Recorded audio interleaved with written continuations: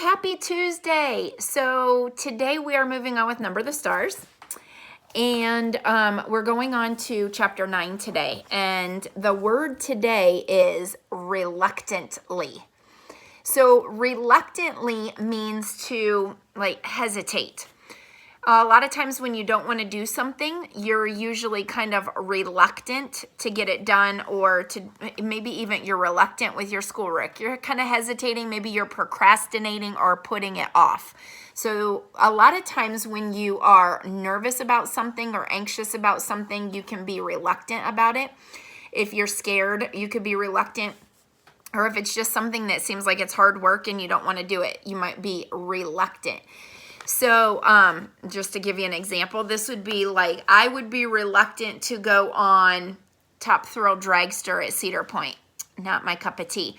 I would be reluctant to go into haunted houses at Halloween.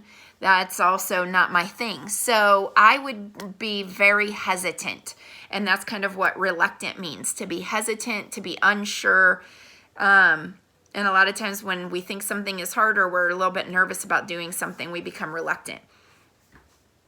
The skill for today is evaluating. And what we mean by evaluating in the skill for today is, are you able to take something that you read and understand it and kind of internalize it, make it about you?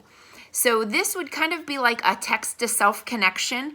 If you're able to take an idea that happened to a character and relate it to something that you are aware of or you do, that's evaluating. So you are able to evaluate what they're doing and kind of make connections to things that you do. Or you're able to evaluate and understand something that happened in the story because you can somehow relate to it.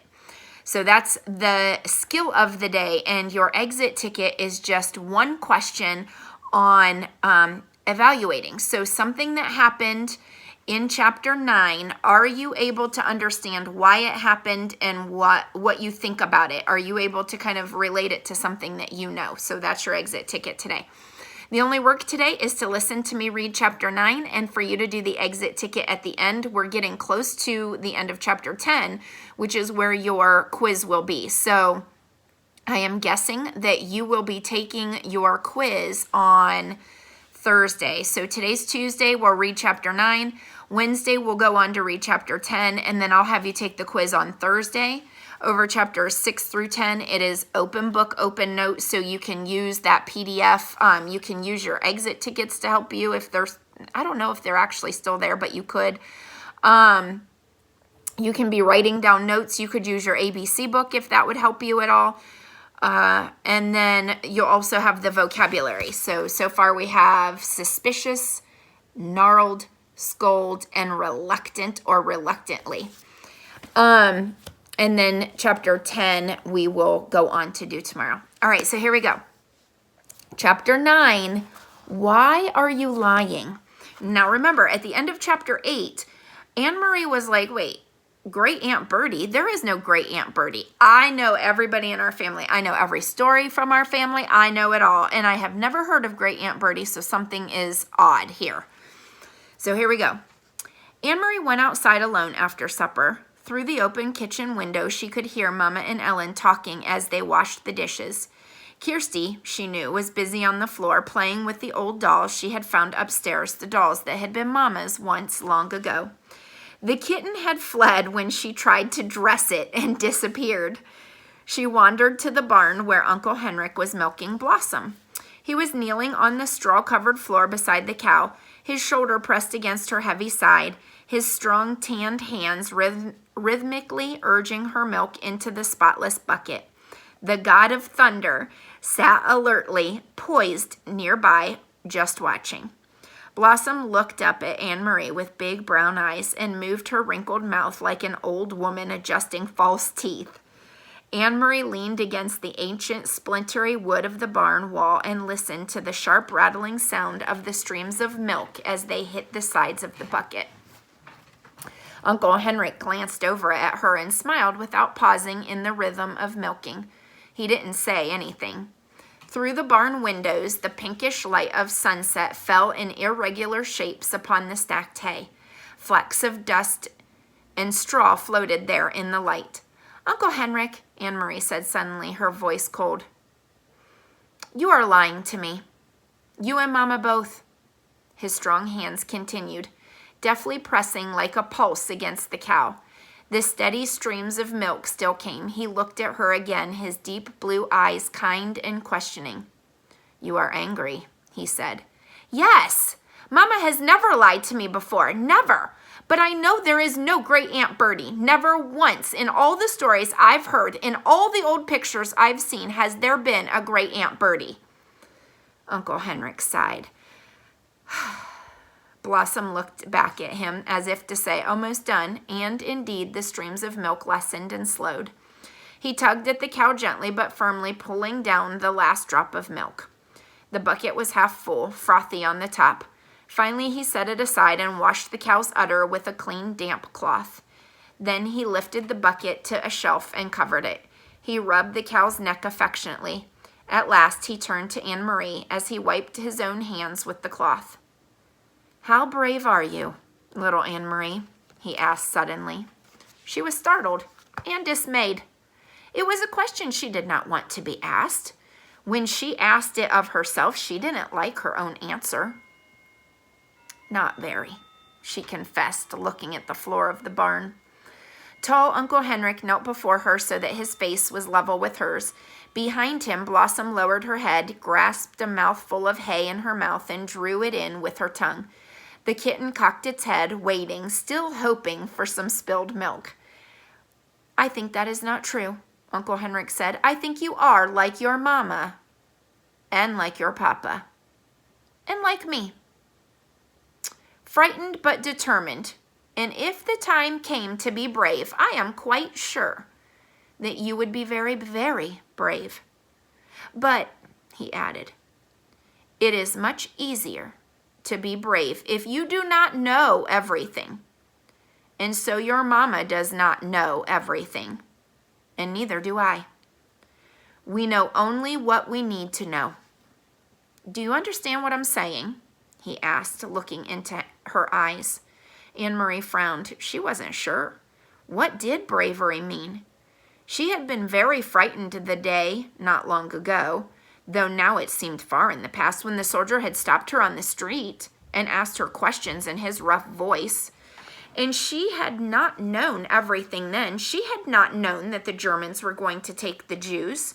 And so, when the soldier asked, looking at Ellen that day, "What is your friend's name?" she had been able to answer him, even though she was frightened. If she had known everything, it would not have been so easy to be brave. She began to understand just a little. Yes, she said to Uncle Henrik, I think I understand. You guessed correctly, he told her. There is no great Aunt Bertie, and never has been. Your mama lied to you, and so did I. We did so, however, he explained, to help you to be brave, because we love you. Will you forgive us for that? Anne-Marie nodded. She felt older suddenly. And I am not going to tell you any more, not now, for the same reason. Do you understand? Anne-Marie nodded again. Suddenly there was a noise outside. Uncle Henrik's shoulders stiffened. He rose quickly, went to the window of the barn, stood in the shadows, and looked out. Then he turned back to Anne-Marie. It is the hearse, he said. It is great Aunt Bertie, who never was. He smiled wryly. So, my little friend, it is time for the night of mourning to begin. And mourning is spelled M-O-U-R-N-I-N-G. That's mourning like when you mourn someone who has passed away. It's another word for grieving, not mourning as in morning time. Are you ready, Anne-Marie? Anne-Marie took her uncle's hand, and he led her from the barn. The gleaming wooden casket rested on supports in the center of the living room and was surrounded by the fragile, papery flowers that Anne-Marie and Ellen had picked that afternoon. Lighted candles stood in the holders on the table and cast a soft, flickering light. The hearse had gone, and the solemn-faced men who carried the casket indoors had gone with it, after speaking quietly to Uncle Henrik. Kirsty had gone to bed reluctantly. She didn't want to go to bed. She wants to know everything. She wants to know what's going on. So she hesitated. She didn't want to go because she's nosy. She's a little girl. Kirsty had gone to bed reluctantly, complaining that she wanted to stay up with the others, that she was growing up enough, that she had never before seen a dead person in a closed-up box, that it wasn't fair for her to have to go to bed. But Mama had been firm, and finally Kirsty, sulking, had trudged upstairs with her dolls under one arm and the kitten under the other. Ellen was silent and had a sad expression. "I'm so sorry that your Aunt Bertie died," Anne-Marie heard her say to Mama, who smiled sadly and thanked her. Anne-Marie had listened and said nothing. "So now I too am lying," she thought, "and to my very best friend. I could tell Ellen that it wasn't true, that there is no great Aunt Bertie. I could take her aside and whisper the secret to her so that she wouldn't have to feel sad." But she didn't. She understood that she was protecting Ellen the way that her mother had protected her, although she didn't understand what was happening or why the casket was there or who, in truth, was in it. She knew that it was better, safer, for Ellen to believe in great Aunt Bertie. So she said nothing. Other people came as the night sky grew darker. A man and a woman, both of them dressed in dark clothing, the woman carrying a sleeping baby, appeared at the door, and Uncle Henrik gestured them inside. They nodded to Mama and to the girls. They went, following Uncle Henrik, to the living room and sat down quietly. "Friends of great Aunt Bertie," Mama said quietly in response to Anne-Marie's questioning look. Anne-Marie knew that Mama was lying again, and she could see that Mama understood that she knew. They looked at each other for a long time and said nothing. In that moment, with that look, they became equals. From the living room came the sound of a sleepy baby's brief wail. Anne-Marie glanced through the door and saw the woman open her blouse and begin to nurse the infant, who quieted. Another man arrived, an old man, bearded. Quietly, he went to the living room and sat down, saying nothing to the others, who only glanced at him. The young woman lifted her baby's blanket, covering its face in her own breast. The old man bent his head forward and closed his eyes as if he were praying. His mouth moved silently, forming words that no one could hear. So I just want to make sure, I'm going to stop here for just a second and make sure that you understand. So at Uncle Henrik's house, a casket has been delivered. And Ellen and Kirsty are under the impression that great Aunt Bertie is inside the casket because that's what they've been told. Anne-Marie knew better and actually asked her Uncle Henrik, and he told her the truth, that there is no great Aunt Bertie. But he didn't tell her more than that because he is of this mindset that if you don't know the whole story, it's easier to be brave. I like that. I think that that's very true. So it starts to become part of the evening, and as they are sitting there and doing their mourning, people are coming to Uncle Henrik's house to kind of pay their respects to great Aunt Bertie.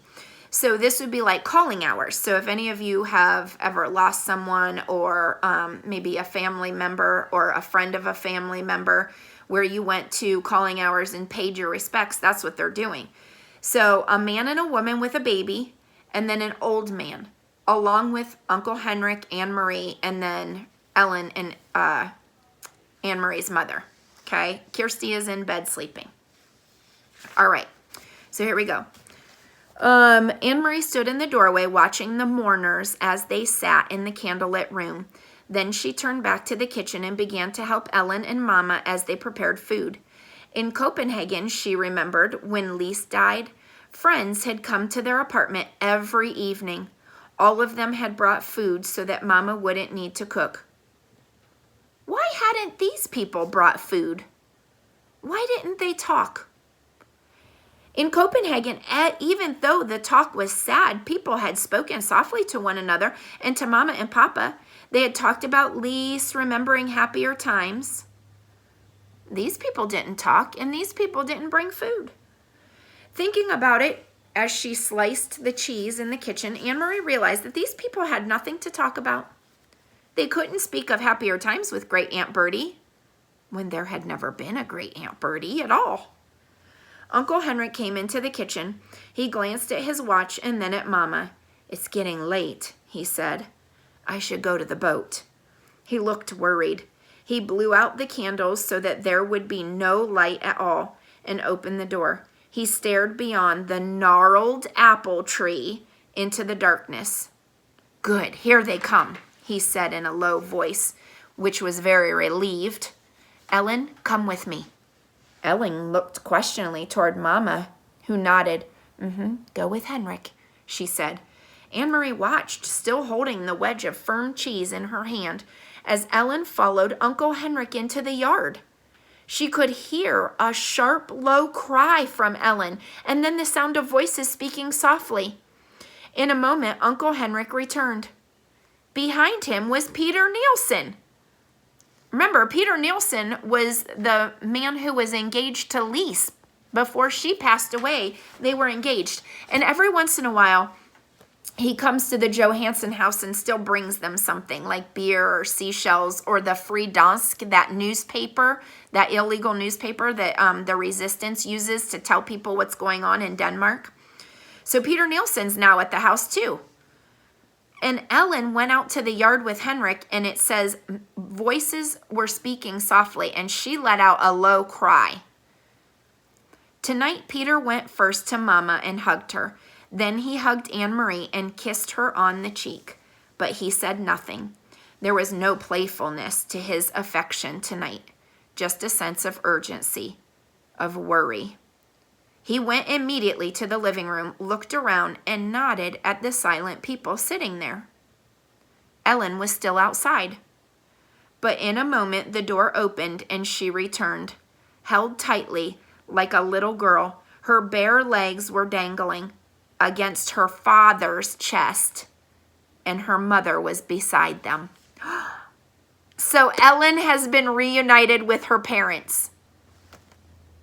But her parents came to Uncle Henrik's house for Great Aunt Bertie's calling hours, even though there is no Great Aunt Bertie. This is all very mysterious, but I'm so happy that Ellen has her parents. So they're okay. They're now together again. All right, guys, that's it for chapter 9. I will see you tomorrow for chapter 10. Chapter 9, remember, you're answering the exit ticket question.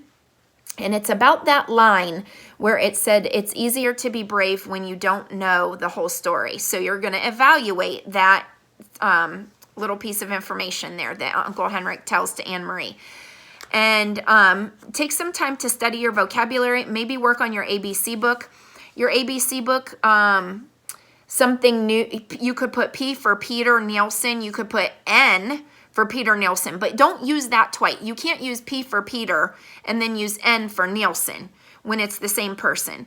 So, but you could use P for Peter and N for Nazi because you have that word as part of this. But so just keep on thinking of those words that you could be using on your ABC book as well. Chapter 10. It's a whopper. Okay, it's been a while since we've had a moment. We've had a few moments. That moment in the apartment, whoa.